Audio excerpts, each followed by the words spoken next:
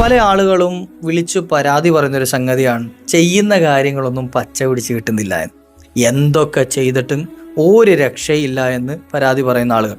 കച്ചവടം തുടങ്ങി പൊട്ടിപ്പോയി, അതുപോലെ ജോലി ചെയ്യുന്നുണ്ട് പക്ഷേ ഒരു മെച്ചവും ഇല്ല, പട്ടി പണിയെടുക്കുന്ന പോലെ പണിയെടുക്കാമെന്ന് ഇപ്പോൾ ഈ അടുത്തൊരാൾ വിളിച്ചപ്പോൾ പറഞ്ഞു. പക്ഷേ കിട്ടുന്നതൊന്നും ഒന്നിനും തികയുന്നില്ല.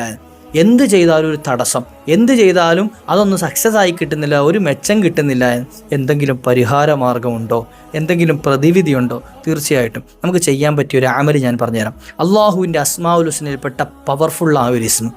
നമ്മൾ ചെയ്യുന്ന എന്ത് കാര്യമായിക്കൊള്ളട്ടെ, ജോലിയാകട്ടെ, പഠനങ്ങളാകട്ടെ, ഇൻ്റർവ്യൂ ആകട്ടെ, അതുപോലെ മറ്റ് കച്ചവടങ്ങളാകട്ടെ, കൃഷിയാകട്ടെ, ഏത് വിഷയമാണെങ്കിലും ആ ചെയ്യുന്ന കാര്യത്തിൽ എളുപ്പം കിട്ടാൻ ഉപകരിക്കുന്ന മഹത്തായ ഒരു ഇസ്മ ചൊല്ലുന്നവർക്കൊരു പ്രത്യേകത കൂടിയുണ്ട്. ഇസ്മാണ് പറഞ്ഞു തരുന്നെങ്കിൽ അതിൻ്റെ പ്രത്യേകതയും കൂടിയുണ്ട്. ഇൻഷാ അല്ലാഹ് നമുക്ക് ഈ വീഡിയോയിൽ കേൾക്കാം എന്താണ് ആ അത്ഭുത ഇസ്മു എന്നും നമ്മുടെ കാര്യങ്ങളൊക്കെ എളുപ്പമായി കിട്ടാൻ എന്താണ് ചെയ്യേണ്ടത് എന്നും. വീഡിയോ മുഴുവനായി കേൾക്കുക, മറ്റുള്ളവരിലേക്ക് എത്തിച്ചു കൊടുക്കുക.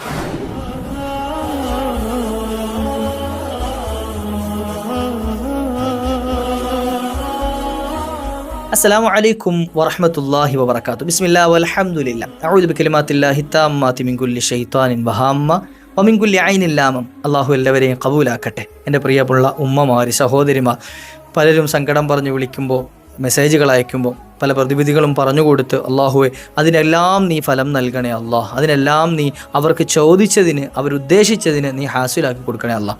പലരും വിഷമങ്ങൾ പറയുമ്പോൾ നമ്മൾ പല പ്രതിവിധികളും പറഞ്ഞു കൊടുക്കുന്നത് അള്ളാഹുവിൻ്റെ ഇസ്മുകളാണ് അധികവും.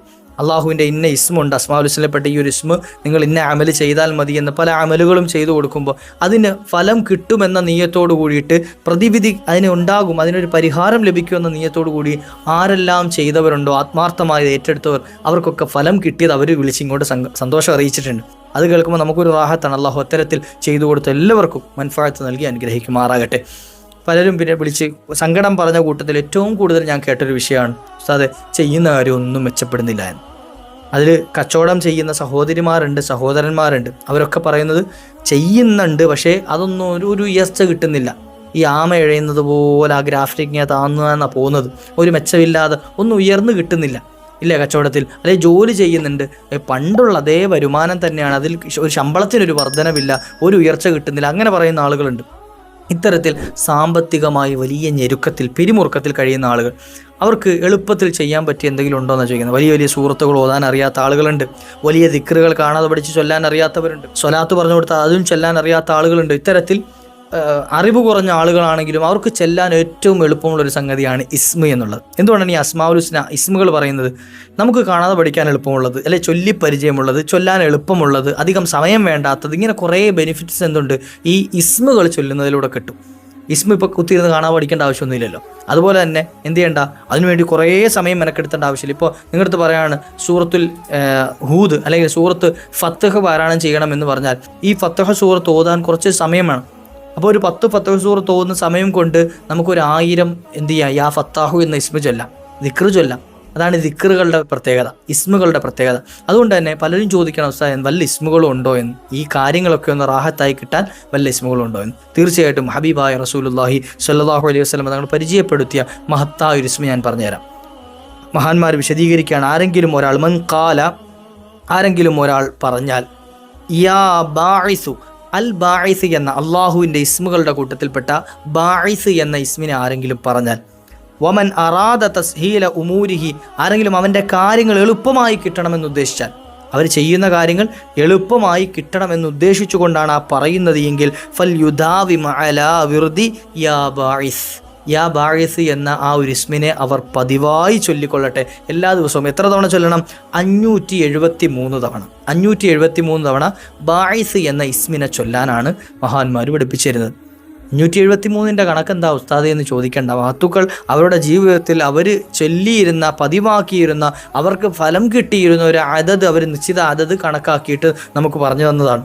അത് എത്രയാണ് എന്ന്, എന്താണ് അതിൻ്റെ സിറ് എന്ന് നമ്മൾ അന്വേഷിക്കാൻ പോകണ്ട. എന്താണ് അതിൻ്റെ സിറ് എന്ന് നമ്മൾ പരതാൻ നോക്കണ്ട. മഹാന്മാരുടെ നാവിലൂടെ വന്നതിനൊക്കെ വലിയ ഫലമുണ്ട്. അപ്പോൾ അതുകൊണ്ട് തന്നെ മഹത്തുക്കൾ പറയാണ് 573 തവണ ബാഇസ് എന്ന നാമം. ബാഇസ് എന്ന് പറഞ്ഞാൽ എന്താ? ബാഇസ എന്ന് പറഞ്ഞാൽ അയച്ചു എന്നാണ്, നിയോഗിച്ചു, അല്ലേ?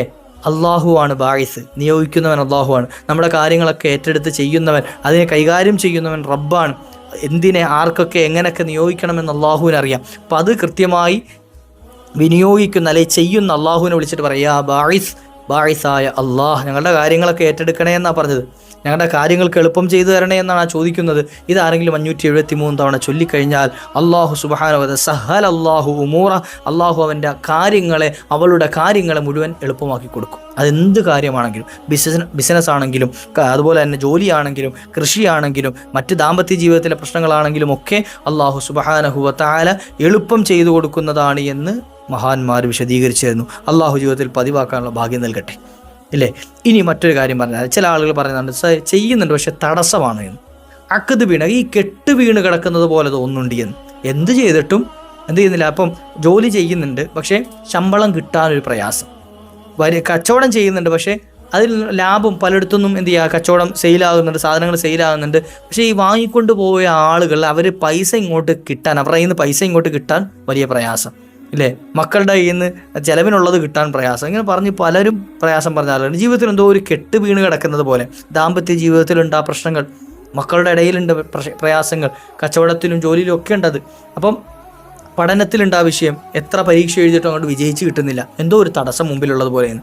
അങ്ങനെ പ്രയാസപ്പെടുന്ന ആളുകളുണ്ടെങ്കിൽ അവർക്കും മഹാന്മാർ പറഞ്ഞു തരാണ്. ആരെങ്കിലും ഒരാൾ 500 മറത്തിൻ, എത്ര തവണ?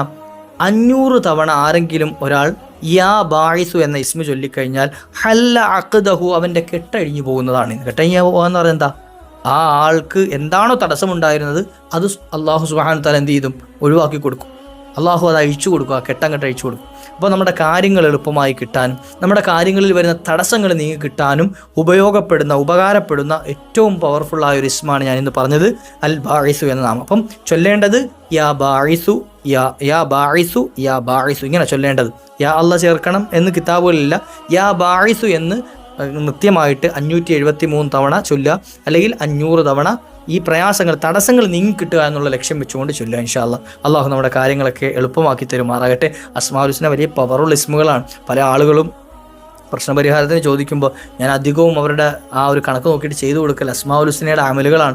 കാരണം ഈ ഇസ്മുകൾക്ക് വലിയ പവറുണ്ട്.